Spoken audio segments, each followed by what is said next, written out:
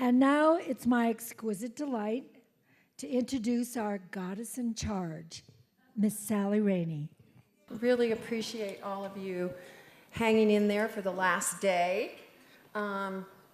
We've had just a remarkable collection of minds and hearts here this AREDAY, and so appreciate that you have come back after lunch and you're awake, and I'm sitting here with one of my heroines.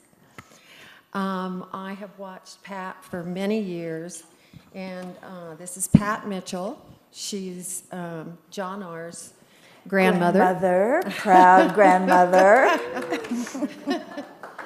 And Pat has a remarkable career, and there's not even enough time in the 25 minutes that we have to go through it all. But I'll just give you the highlights, is that she first got involved in the environment, actually. She was interested in media, obviously, but in the environment through Ted Turner. And she worked at CNN for several years, and she produced over 100 hours of documentaries for CNN. She has, On exactly. the environment. On the environment, that's right. We produce 400 hours a year. On the environment, that's right. And that's really when her path on sustainability began, which was in the 90s. And she was there until she went to PBS as the CEO in 2000, and she was there to 2008. And then she went to the Paley Media Center.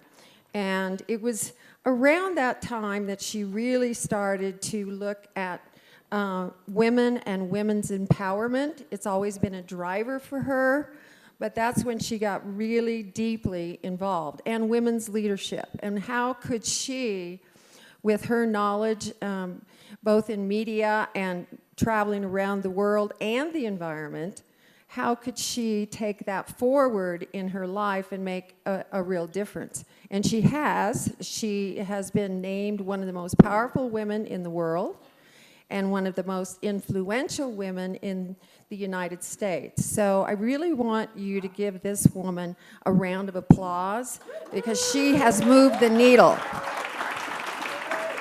Thank you. Well, that was an incredible introduction, and can I say that I can think of few women leaders who've done more for the environment and sustainability than you have in the 35 years of your working on the front line. Thank you. Thank you. So you right now, you started TEDx Women.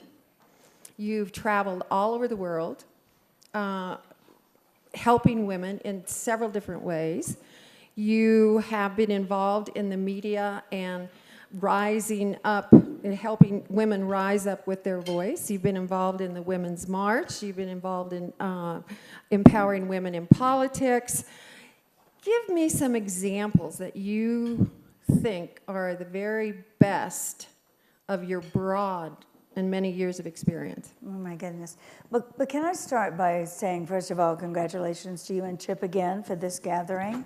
Another spectacular AREDAY. And when I looked around the room from my position in the back, I realized how much I would have loved to have been here for all of it, which my husband, Scott Seidel, and I have been in the past. But I also noticed something that I now find out might have been a specific focus of yours.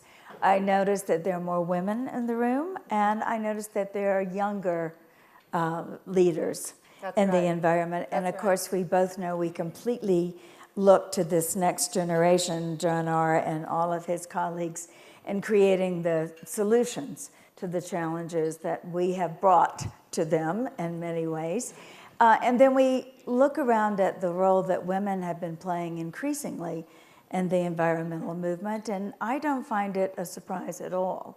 And I see it all over the world. Well, that's probably because women are more collaborative. Well, we've had more experience at it. Absolutely, we've had to. Having to. Survival depended on collaboration. We have definitely had to have more, we've had more experience in collaboration and cooperation because it's been very much a part of the pattern of women's lives and the paths that many of us have taken.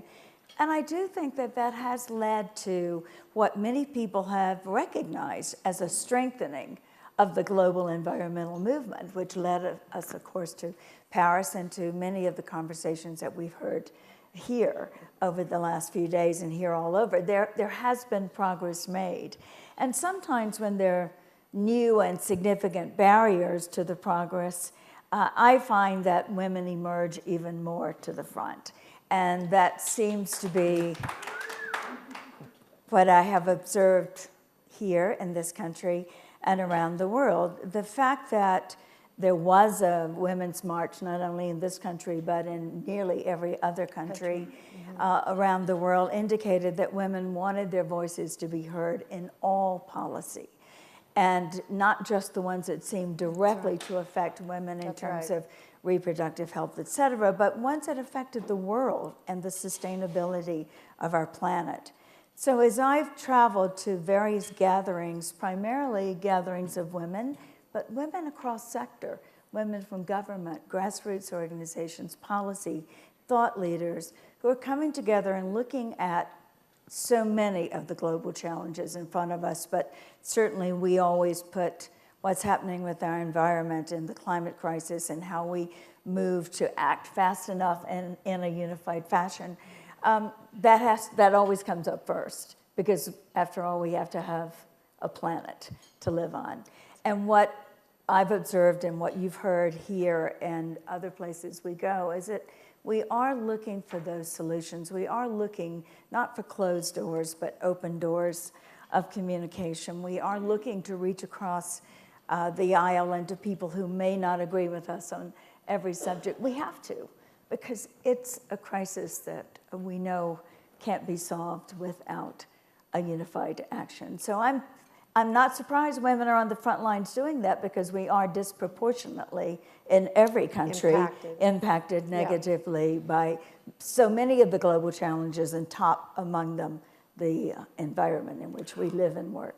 Well, climate change is really, one of our colleagues here says that, you know, they're first in line on the impacts, and they get impacted the worst. And in the developing world, 80% of the household food is produced by women. So droughts and floods not only affects the women, it affects the children as well. And 85% of the land is farmed by women, but only 1% of it is owned by women. Is owned by women. That's right. That's right.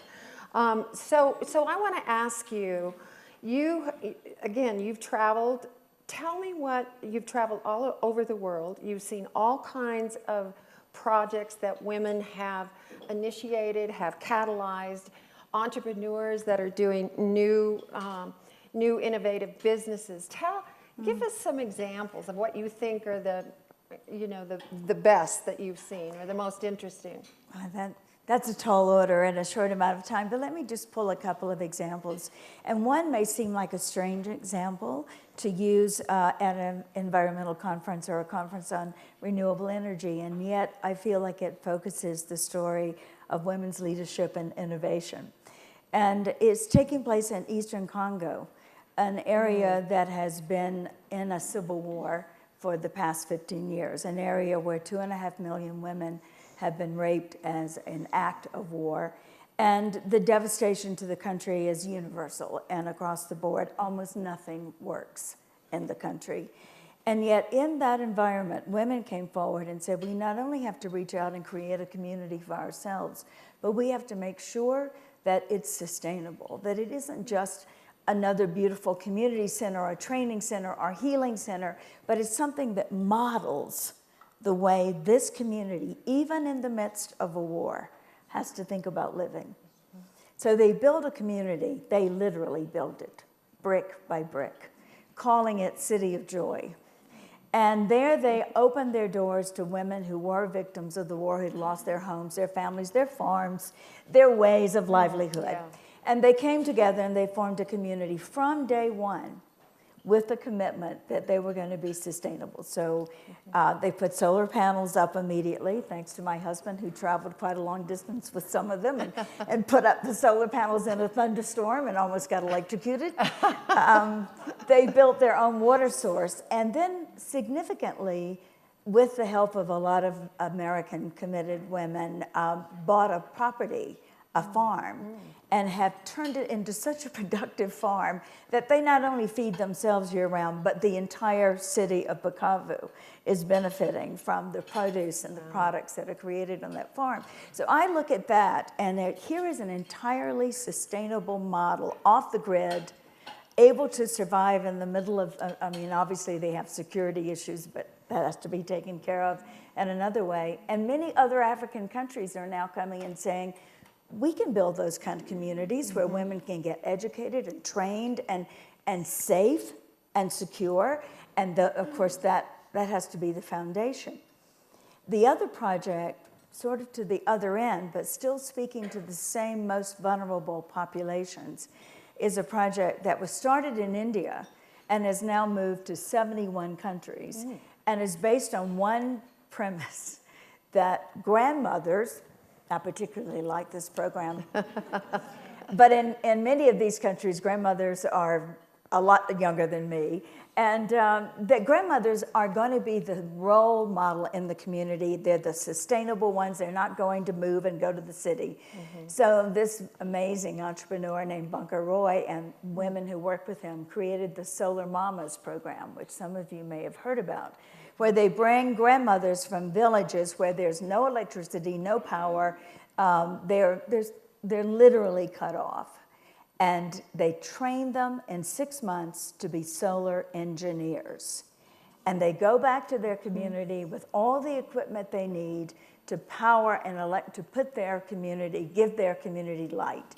12,000 communities have been electrified, have been given power, now have a solar engineer living in the village who suddenly becomes a hero of the village, as you might imagine. And this has happened all over the world with satellite centers now in Latin America and in Africa, and all run by women. The women are trained by each other. There's a mentoring program. And you look at this, you say, well, it's small scale and it's reaching 12,000 villages when we know there are hundreds of thousands more that need light and power. But again, it's the off-grid renewable energy solution that is being implemented at a level that can be scaled. And as these groups come together, they are starting to scale. Well, this also gives women an independence and economic empowerment. Right. So it does absolutely raise the level of, and I've heard so many stories about women who were really suppressed in their local communities, and then something like this comes in that's low tech, but it's really, really important. And women are the ones that initiate it, and their recognition and respect in the community just elevates like you can't believe it until you see it, really. There was one great solar mama whose husband said she can't go. She doesn't have a passport, she doesn't have shoes, I mean, which is often the case, by the way, with many of these women. And Bunker said, well, it's up to her, and she said, I'm going. And she came back, she got elected the leader of the entire village. And the marriage survived, I'm happy to report. But the empowerment that comes from knowing how to do something, and it's not really low tech that Scott and I actually sat in on some of these workshops, and frankly, I could not put that grid together. These are women who are primarily illiterate, and they are taught by colors and shapes and forms, and it's quite a remarkable program. Again, scaling now at a point where it's starting to make a difference. In Rwanda, with the off-grid project that's being put together by Acumen, Kawisafi, that project will eventually, well, maybe even within the next year, have the entire country off the grid, working off small community-based Do they work in off-grid Ethiopia? projects. Yes, they do. Have you been to Ethiopia? No, I have not. That'll have to go on the next travel schedule. Because there's some really interesting women's projects around solar and also farming in Ethiopia. And then, of course, that's the great one here in the U.S., Stephanie Spears. Yes. Who has also created a way for communities or people who live in multi-person households, Right. or condo buildings, big buildings, that they can invest in solar as a community solar project. Right, right. In high-rise apartments where they own those apartments. And she was very high, and still does this, but she's very high-end interior decorator. And so she knows many of the owners of these buildings and these apartments, and got involved in New York Green from the very beginning, and off she's gone. Yeah. Well, I look around this room, I see investors and people who have believed in renewable energy for a long time. And that's actually why these projects are starting to take off now. It's because entrepreneurs who are willing to take the risk or leave their other jobs and take the path, as many of the young people in this room have, toward finding the sustainable solutions. And then the investment community is responding. And that's been really good to see around the world too. We still need millions more to scale the projects where they go. But in China, India, Africa, many of the places where I've been recently, I am surprised and inspired by the number of women who are leading those efforts. Tell me a little bit about Kenya. You were at the Young Entrepreneurs event there. Tell me about that. Right, Tell us about that. 400 young men and women, most under the age of 35, who had made this choice in their life that they would proceed with trying to develop a service or a product targeted specifically at the world's most marginal and vulnerable communities, and in large part focused around finding solutions to the energy and climate crisis. Water, food, all the ways that we know the climate crisis goes down the food chain and value chain of everything in our lives. And there we had the opportunity to hear about some amazing projects, and actually here, my husband should be sitting here telling this story because he understands this so much better than I do, but I'll try, Scott, to describe what Lindsay does. And again, this is a young woman from Atlanta, Georgia, who went to Kenya after graduating with an engineering degree from MIT and developed a product that provides sanitation facilities, which is enormously important in not only Kenya, but in so many other countries around the world. But then that product is captured, is collected. It becomes not only a source of fertilizer for crops, but she's also, I'm going to get this wrong, incubating soldier flies. Is that right? That then? Yes, exactly. And then they are sold. So there's a sustainable business that is also being created for people around. But the result is it's becoming a whole, sort of value circle of taking waste management as a problem in every vulnerable community and turning it into a product that is not only serving many different aspects of the community. And then we found there were like 6 or 7 others of these similar kinds of projects where they take a problem and solve it. So the chance to get to meet those young people and support their work, and this is a group supported by the Acumen Fund, which is a group of investors who have decided that they will give money, not for getting money back immediately, it's called patient capital, but getting the change, the social impact change first. And then capital is often returned because the businesses do often find a sustainable business model as well. And I don't know the specifics of this waste management company, but it could be what I was talking about in the philanthropy session. It could be a program-related investment. So they might have an equity piece in it, which really helps the the company move forward, usually at really critical times when they need that funding and need that support. But they also have the option to relieve that as a grant. Right. That company's called Sanergy, is that right? Sanergy, yes. The other people know it as well. And there are two other ones that we know about. Yeah, and that's again the way we make a difference. You know, putting our money where our values are too. Exactly, exactly. Now I want to jump a little bit to media. You're working and have worked as an advisor with Jeffrey Skoll and Participant Media from almost the beginning. Right. And with Inconvenient Truth and Al Gore, you advised on that. And now he has a new movie coming out. And Jeff really wants to do films that address major social issues and have a social impact.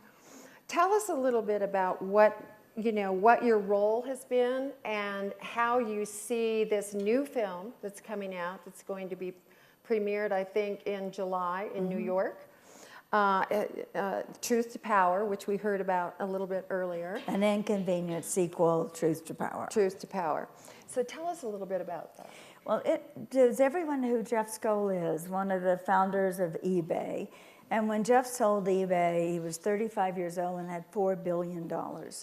And he decided then that he wanted to take all of that money and put it into renewable energy, which was one of his areas, as well as ways in which he could raise awareness and compel social change and action around other global crises.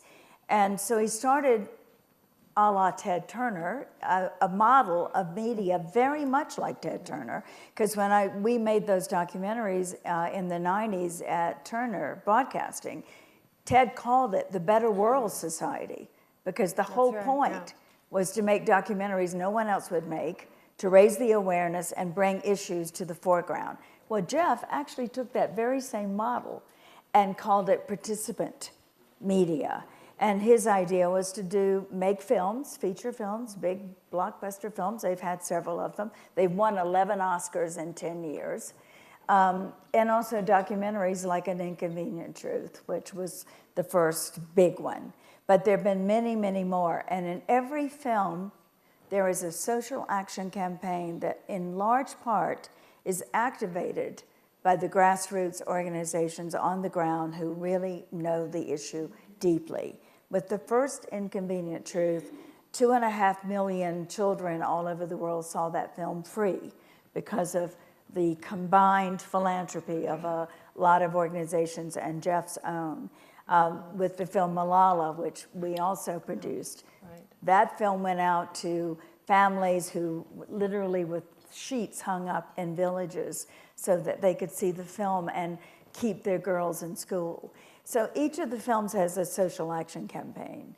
An Inconvenient sequel has a massive campaign that involves global NGOs. Many in this room, the Sierra Club, which was referenced, is one of the partners who are reaching their 3 million members. And there will be every effort made to use this film as a tool and with the tool of the awareness raising it can do, and it's very focused on renewable energy and a message forward. So many of you may have, if you haven't seen it or you haven't thought about, get in touch with us because Participant is still looking for groups in which they can involve the screening of the film. And of course, Al's group, the Climate Reality, I mean, that they're really the engine that drives the social impact And campaign. one of the things that I would suggest to Climate Reality next time they do their 24 hours is use women. Go to women all around the world to be the spokespersons. I think you should host that. 24 real. I'd love to. Thank you. Is there a Climate Reality person in the room? Yes, there is. Well, then this, whoever, I can't see because of the lights, but there is a plan that Climate Reality and Participant have developed, and the hope is that, that film will be seen by everyone, and then the toolkit of actions that you can take will be given and distributed as a part of the film's release. So that's the way that the Participant media films interact with the social action community, the change community. So is the premiere going to be live stream? How is this really going to be distributed? It's It is. distributed by Paramount. No, it'll be in the theaters. Okay. It'll be in the theaters for, I hope, a very long time. And as we all know, that depends on who goes to see it. So we hope you'll go and encourage your friends, because if the theater owners, if no one comes, they just pull the films, and especially documentaries. They're very quick to seize them out and put another blockbuster. But the plan is distribution in this country and in almost every country in the world. There is a distribution deal. Then after the theatrical run, it will go into a live stream. I mean, it will be available online. Great, great. Well, we're out of time, unfortunately. You have so much expertise and such insight. You've been on this for so many years, and I wanted to ask you one more question. Were you there when Ted Turner got National Geographic on television?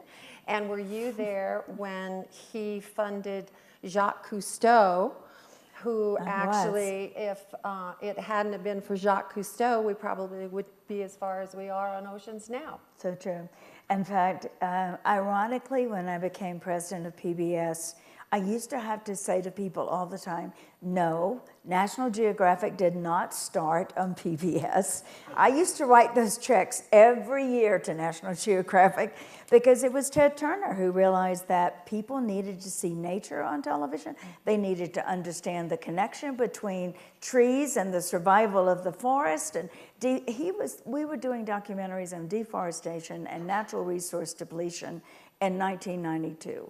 And not that many people were watching them, but Ted didn't care. It lost money, but he said, we are going to raise the awareness levels of people in this country. And National Geographic and Jacques Cousteau were two of the most important partners in making those films. Jacques Cousteau introduced us to the oceans, and now look what we have done to the oceans. And it's a good thing that you and others are focusing, all of us are so focused now on how we save the life in the ocean and the life that it sustains, which is all of us. Of humanity as well. So we're finished now. I just want to say to young women who are watching and who have been here and participated, this is a mentor. This is someone, if you look her up and look at her career and how she navigated, and she navigated with her principles, she navigated with her morality, and she navigated with her heart and her mind. So please give Pat a round of applause. Thank you very much, Sally.